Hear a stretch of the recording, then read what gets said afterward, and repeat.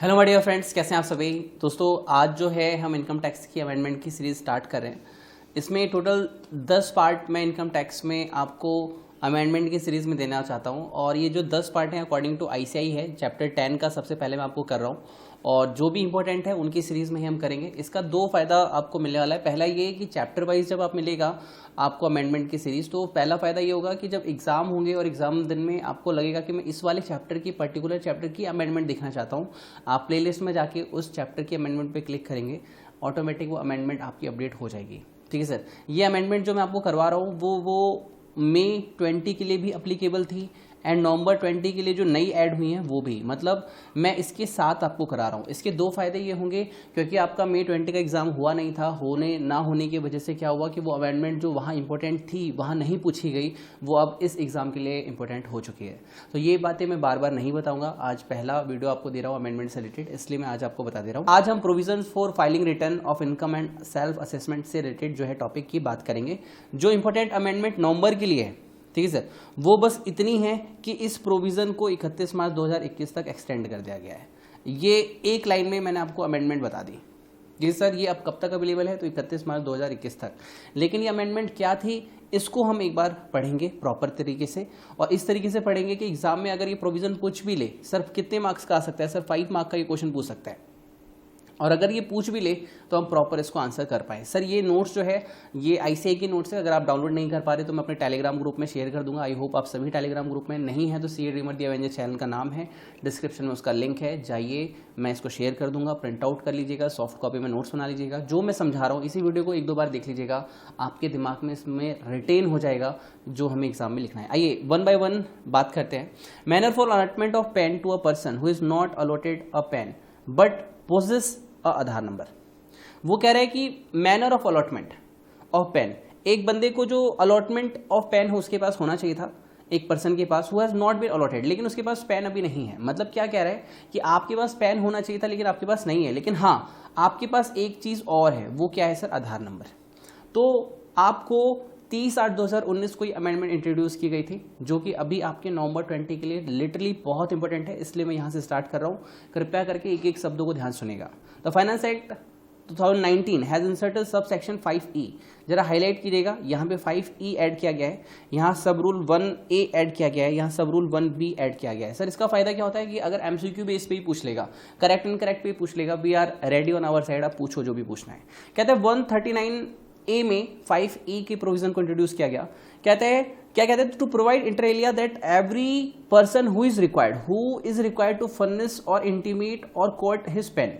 हर वो व्यक्ति, इसका मतलब क्या हुआ, हर वो व्यक्ति, एक बार दोबारा बोलो, हर वो व्यक्ति जो कि हु इज रिक्वायर्ड, जिसको जरूरत थी, क्या करना था सर, फर्निश करना था, मतलब सबमिट करना था या फिर जानकारी देनी थी किसकी सर, अपने पैन की, या फिर उसको कोट करना था। यानी मतलब हो सकता है जैसे पैन नंबर डालना होता है, पैन की डिटेल्स डालनी होती है, वो आपको डालना था लेकिन आप नहीं डाल रहे हो, क्यों नहीं डाल रहे हो, and who has not been allotted a PAN, लेकिन उसके पास पेन है ही नहीं सर, अब क्या करेंगे आप बताओ।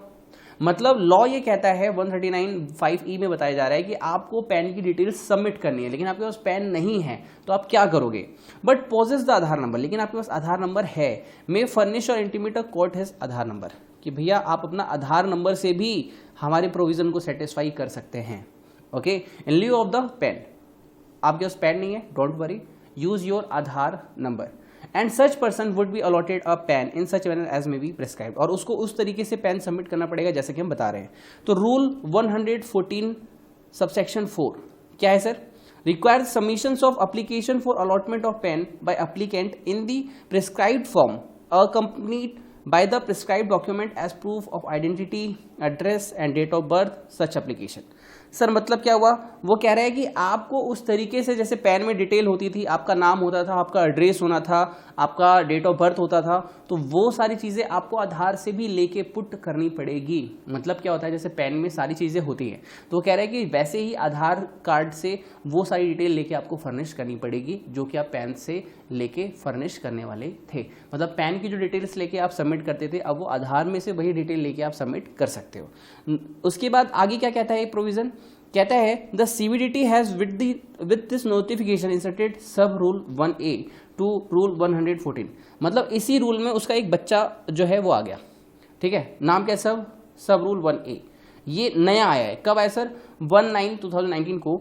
To provide that any person who has not been allotted a PAN, कि मान लो किसी व्यक्ति के पास पेन नहीं है बट आधार नंबर है, but possesses the Aadhaar number and has furnished or intimated or quoted his Aadhaar number in lieu of the PAN, और वो बंदा जो है वो क्या कर रहा है, आधार नंबर सबमिट कर रहा है किसकी जगह सर? पेन की जगह पे, in accordance with subsection 139(5)(e) shall be deemed to have applied for the allotment of pen and he shall not be required to apply or submit any document under rule 114।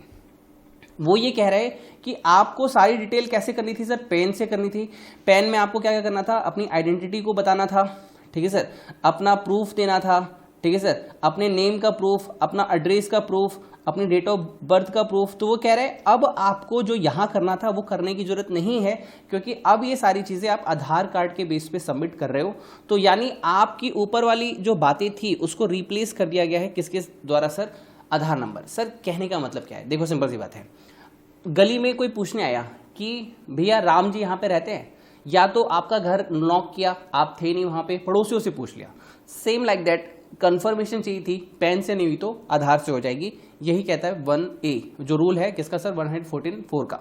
Okay, now further सब rule 1B, ये कहता है 1B भी है आपके साथ। आइए इसको भी देखते हैं क्या कहता है ये कहता है has also been inserted in rule 114 to provide that any person who has not been allotted a PAN but possesses the Aadhaar number may apply for the allotment of the pen.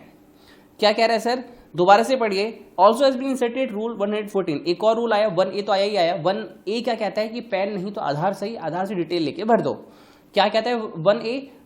Pen से detail नहीं ले पा रहे हो, कोई दिक्कत नहीं है, आधार कार्ड से डिटेल लो और वहां से सबमिट कर दो। 1B क्या कहता है? Also been inserted rule 114 to provide that any person who has not been allotted a PAN, जिसके पास पेन नहीं है बट आधार नंबर है, मैं apply for the allotment of the PAN. तो वो कह रहे हैं आधार नंबर है तो ऐसा नहीं है कि आप भगवान हो गए हो, आपको पेन के लिए अप्लाई कर देना चाहिए। फिलहाल तो आपका काम बना दिया हमने, लेकिन आने वाले टाइम के लिए आप पेन अप्लाई कर दो। बाय इंटीमेटिंग इस आधार नंबर, किसके बेसिस पे सर? आधार नंबर के बेसिस पे। आधार नंबर के बेसिस पे अपना पेन जो है आप अप्लाई कर दो। और shall not be required to apply submit any document under rule 114। और 114 के अंदर कोई रूल है जो कहता है ये डॉक्यूमेंट दो, तो उसकी जरूरत नहीं है, आपका आधार नंबर ही उन सभी डॉक्यूमेंट को रिप्लेस कर देता है। ओके, तो ये चीज़ हमने पढ़ ली। उसके बाद ये सारी चीज़ें जो इसने लिखी है, हमें इसने कहा कि ये सारी चीज़ें कब तक अप्लीकेबल थी। तो ये वाला चीज़ जो है फिलहाल सच बताऊँ तो काम का नहीं है, आपके काम की ये बातें थी। एग्जाम में अगर आप चाहते हो तो पॉइंट नंबर इसे 1 बोलिएगा, इसे 2 बोलिएगा, इसे 3 बोलिएगा, इसे 4 बोलिएगा, और 5th पॉइंट ये लिख दीजिएगा। यहाँ पे जो है 5 मार्क का क्वेश्चन है ना आपका, तो 5th में आप ये वाला पॉइंट डाल दीजिएगा और ये 5 पॉइंट आपके बन गए और आपके एग्जाम में मार्क्स आ जाएंगे। ओके, लेकिन फिर भी as per the requirement of ICAI complete syllabus पढ़ना चाहिए, तो हम एक बार रीडिंग देते हैं।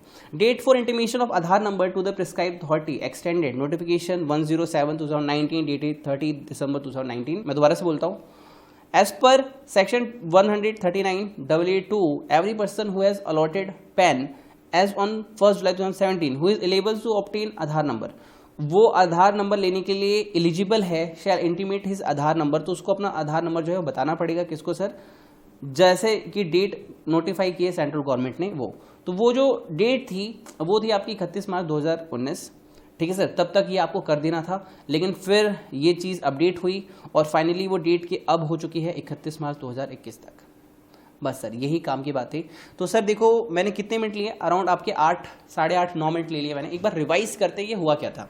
देखो वो ये कह रहा था कि इनकम टैक्स में कुछ जगह ऐसी हैं जब आप अपनी रिटर्न फाइल करते हो या असेसमेंट में डालते हो तो आपको अपना पैन नंबर अलॉट करना पड़ता है, वहाँ पे सबमिट करना पड़ता है। पैन में आपका नेम होता है, आपकी आइडेंटिटी होती है, आपका डेट ऑफ बर्थ होता है, ठीक है सर, बहुत सारी चीज़ें होती है। तो वो कह रहे हैं अगर बाई चांस आपके पास पैन नहीं है तो आप ये मत कहिए कि मैं इनकम टैक्स की रिटर्न फाइल नहीं करूँगा, आप आधार नंबर को यूज़ कीजिए। आधार नंबर में ही वो सभी जानकारी होती है जो कि पैन में होती है। तो आधार नंबर जो है वो आधार कार्ड जो है वो आपके पैन को रिप्लेस कर देता है कुछ समय के लिए। लेकिन इसका ये नहीं है मतलब कि आप पैन कभी लेंगे नहीं, पैन आपको अप्लाई करना पड़ेगा। फिर 114(4) आया। 114(4) ये कहता है कि भैया आपको ना उसमें नाम सबमिट करना होता था, एड्रेस देना होता था, आपकी पहचान होती थी, डेट ऑफ बर्थ होता था। ये कहता था। फिर उसका एक बच्चा आया 1A कहता है कि सर वो सारी चीज़ें तो पेन में होती थी, पेन तो हमारे पास है नहीं, तो कोई बात नहीं है, आधार नंबर से सारी चीज़ें अब आप यूज़ कर सकते हो। हमारे पास है 114(4) का सब रूल 1B जो कि नया आया है, और वो ये कहता है कि भैया देखो, पहली चीज़ कि आपको कुछ डॉक्यूमेंट्स पेन के साथ सबमिट करने पड़ते थे जो हमने कहा था, अब वो आप टेंशन मत लो, आधार कार्ड आप सबमिट कर रहे हो, आधार कार्ड के बेसिस पे ही वो सारी चीज़ें, हमारी फॉर्मेलिटी जो इतनी भी थी वो सारी पूरी हो जाएंगी। ठीक है सर, ये हमारे काम का प्रोविजन था और ये हमने पढ़ा। आई होप आपको वीडियो पसंद आया होगा। चैनल को सब्सक्राइब जरूर कीजिएगा और नोटिफिकेशन बेल जरूर दबाइएगा, ताकि आने वाले टाइम में जो भी अपडेट्स आए, क्योंकि मैं अब आपके एग्जाम तक लगातार डेली ही कुछ ना कुछ वीडियो अपडेट करने वाला हूँ। ग्रुप 1 वाइज, ग्रुप 2 वाइज आपको बहुत फायदा होने वाला है। कुछ आपके लिए सरप्राइज भी हैं, लेकिन वो अभी नहीं बताऊंगा, थोड़े दिन बाद में बताऊंगा। ये जो भी नोट्स हैं टेलीग्राम में शेयर कर दूंगा। चैनल को सब्सक्राइब कीजिएगा ताकि आने वाले टाइम की जो भी नोटिफिकेशन हो, जो भी अमेंडमेंट्स हो, आपको सबसे पहले आप तक मैं पहुंचा पाऊँ। Okay, thank you, God bless you, take care and bye bye.